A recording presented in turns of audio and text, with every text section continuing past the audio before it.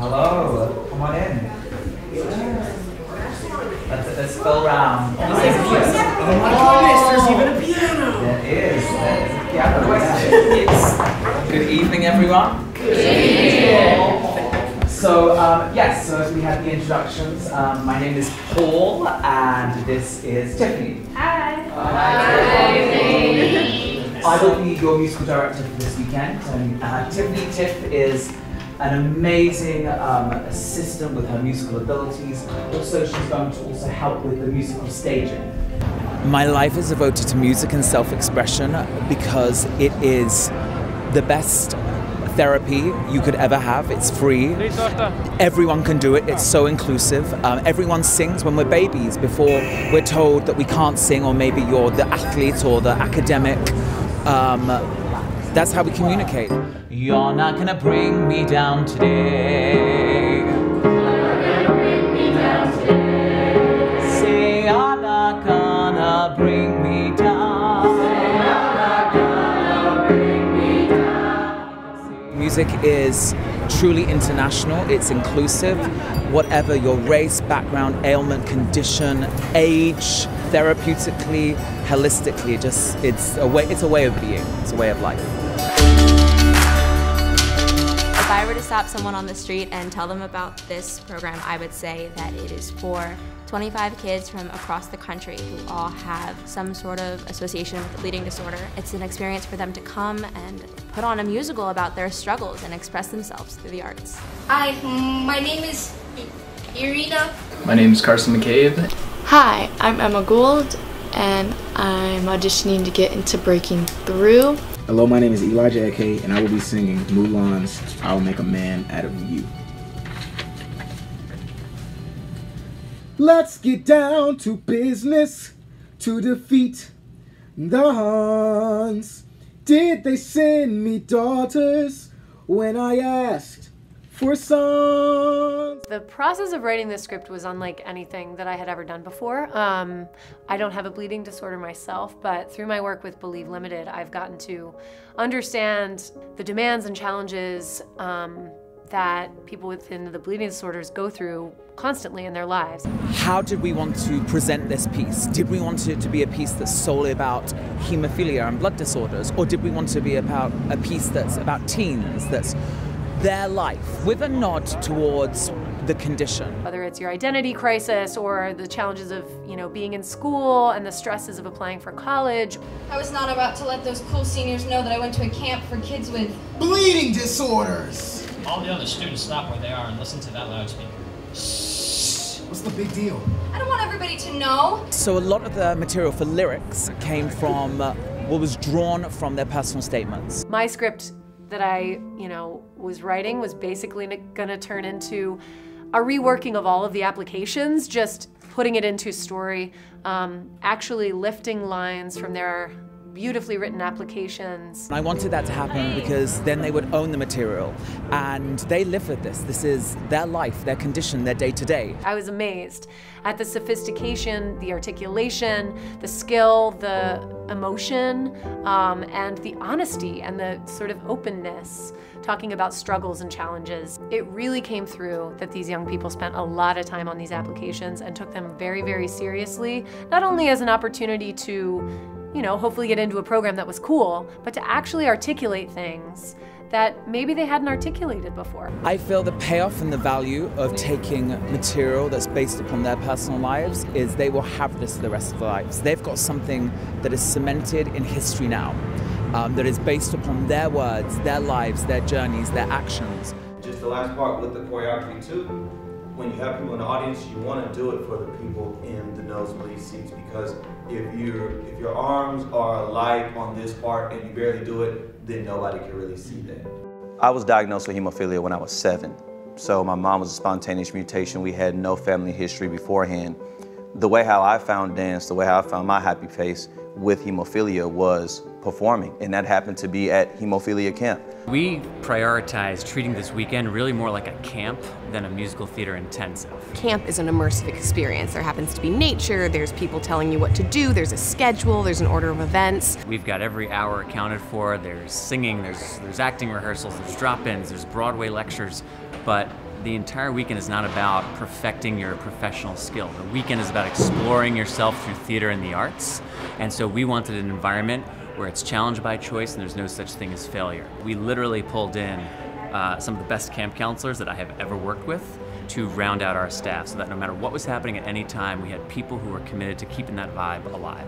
The overall feeling of like support and love and encouragement, all those things that make camp camp and that cause all the great things that camp causes, those are all still here, and it's really, really visible.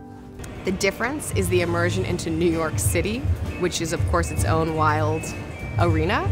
I think we felt like magically supported by everything, taking 85 people on a subway trip, getting to Times Square, keeping our group together. We've had the nature of the city, the way camp has usually the nature of the forest.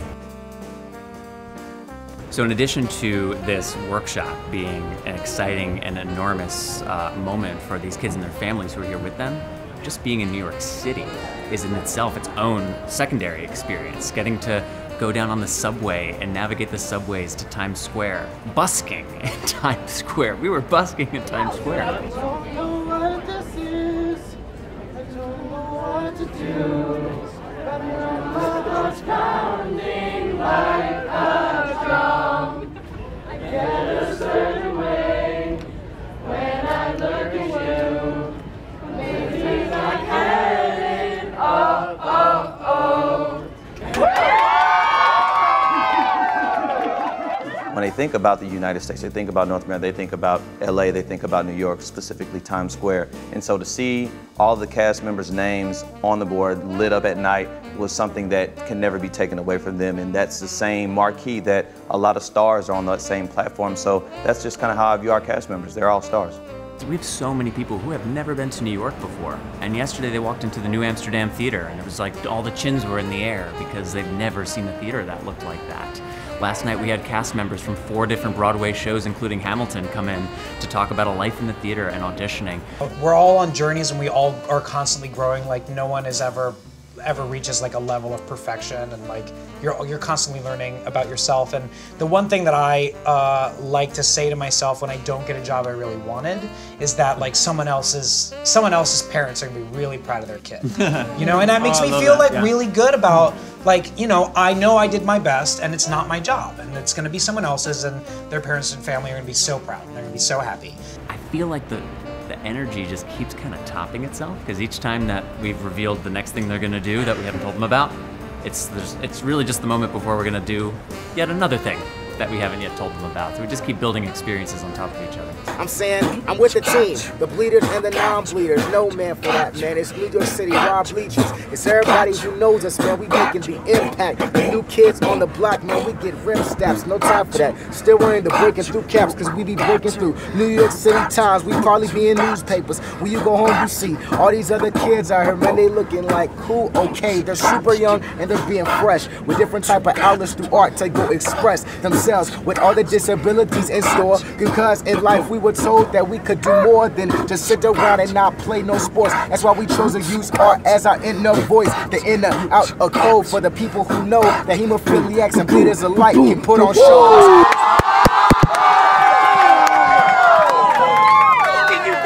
I'm a hemophiliac myself, so I definitely share their background and I share their struggles. But what was unique to me was with them being able to sing the songs and them being affected as well, they're telling my story along with theirs. But Dad, I told you I'm ready to be responsible for my own care. There are just too many variables. Why don't we just stick to marching band? Guys, I don't need any special treatment. But we see what happens when you get hurt.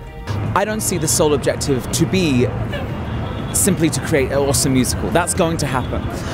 I see it the teens finding themselves, finding their community, finding a family, and using the arts as the funnel, as the vessel to create that. Whether that's art or that's music or drama, I think there's just some really cool things that we can bring out of ourselves and not let our bleeding disorders define us. With having any diagnosis or any chronic illness, a lot of times what comes with that is sometimes isolation.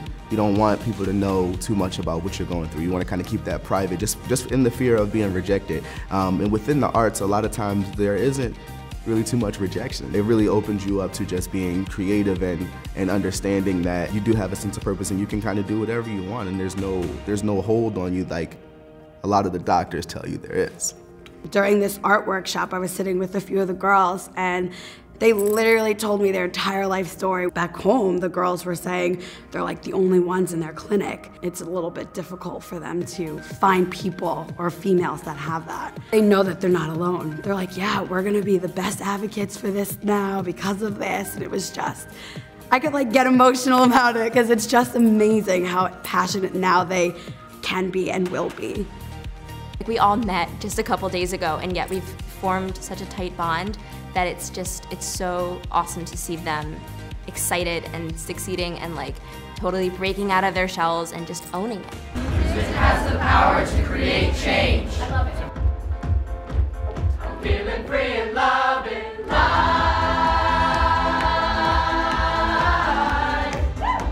I'm feeling free and loving. I wish we had this sort of thing when I was a kid. This wasn't a thing that happened in the community like when I was younger. A bunch of people who are now in a position that I was before get to have something so different and light years like beyond what was available in my time is appreciated. We're moving forward, and a lot of things in the bleeding disorders community are moving forward and they're evolving. And this is one thing that is part of that evolution. So just like we've been doing workshops about how to ground and center for the stage, those are life skills that I know in conservatory I learned that have been most beneficial in day-to-day life.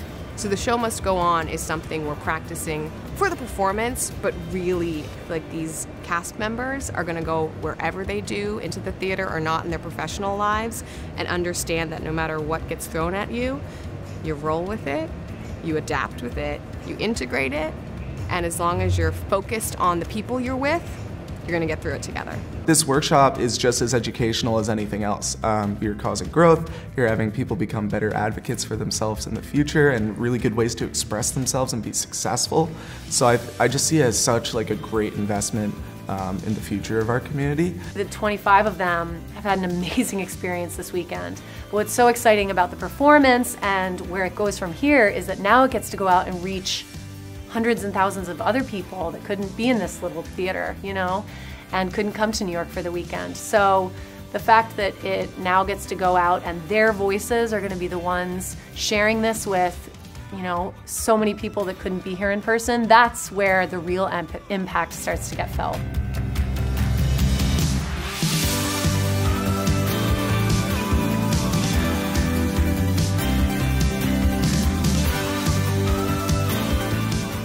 Those kids work so hard, and just watching them perform, and you can tell they love doing what they do. It's just awesome. The last song that we did, where we had to all come to the front in a line, all of us, all of our voices was heard. We got to really express what we came here for. Broadway, my star is a Broadway performer, star.